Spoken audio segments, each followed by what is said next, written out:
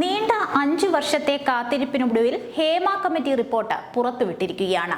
മലയാള cinema മേഖലയ്ക്ക് പിന്നാമ്പുറത്ത് നടക്കുന്ന സംഭവങ്ങളുടെ ഞെട്ടിക്കുന്ന വെളിപ്പെടുത്തലുകളാണ് റിപ്പോർട്ടിലുള്ളത്. ഗുണ്ട ആധിപത്യമുള്ള അഥവാ ക്രിമിനലുകൾ നിയന്ത്രിക്കുന്ന ഒരു മേഖലയായി മാറിയിരിക്കുന്നു മലയാളം ഫിലിം ഇൻഡസ്ട്രി.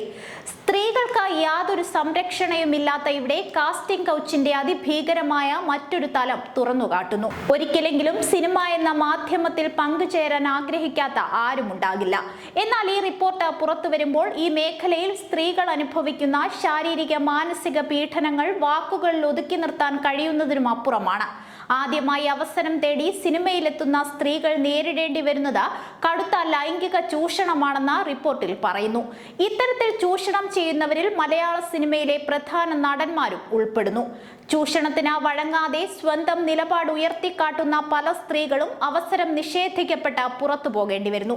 കിടക്ക പങ്കിടാൻ നിർബന്ധിക്കുന്ന സംവിധായകരും നിർമ്മാതാക്കളും നടന്മാരും അടക്കമുള്ളവരുടെ പേരുകൾ പുറത്തുവിട്ടാൽ ആരാധനയാൽ മൂടപ്പെട്ട് കിടക്കുന്ന പല വിഗ്രഹങ്ങളും തച്ചുടയ്ക്കപ്പെടുമെന്നും ഹേമ കമ്മിറ്റി റിപ്പോർട്ടിൽ പരാമർശിക്കുന്നു.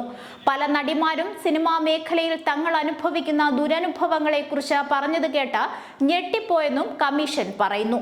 മലയാള സിനിമാ മേഖലയിൽ അടിമുടി സ്ത്രീ വിരുദ്ധത പ്രതിഫലിക്കുന്നതായും റിപ്പോർട്ടിലുണ്ട്. റിപ്പോർട്ടിന്റെ 55-56 പേജുകളിൽ ഞെട്ടിക്കുന്ന വെളിപ്പെടുത്തലുകളാണ് ഉള്ളത്.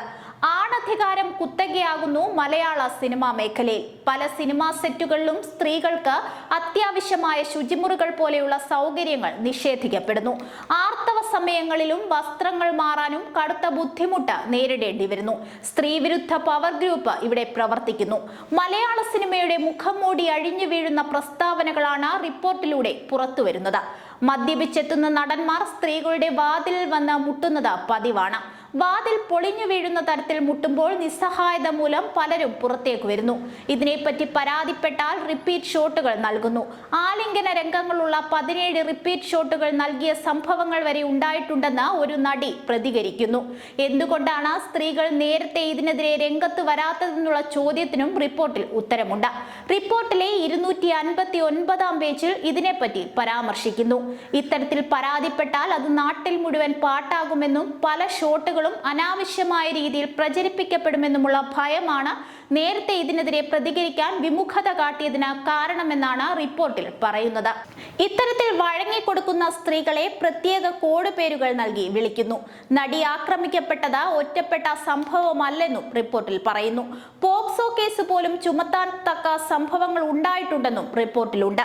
സിനിമാ രംഗത്ത് അടിമുടി മാറ്റം ഉണ്ടാകണമെന്ന് റിപ്പോർട്ടിൽ നിർദ്ദേശിക്കുന്നു. പുരുഷത്വം അഥവാ ആണത്വം എന്ന വാക്കിന് മലയാള സിനിമാ മേഖലയിൽ പുതിയ നിർവചനം ഉണ്ടാകണമെന്നും കമ്മിറ്റി ശുപാർശ ചെയ്യുന്നു. ചുരുക്കി പറഞ്ഞാൽ മിന്നും താരങ്ങളുള്ള മലയാള സിനിമയുടെ ആകാശം നിഗൂഢത നിറഞ്ഞതാണെന്ന ഉള്ളടക്കമാണ് ഇതിലൂടെ മനസ്സിലാക്കാൻ സാധിക്കുന്നത്.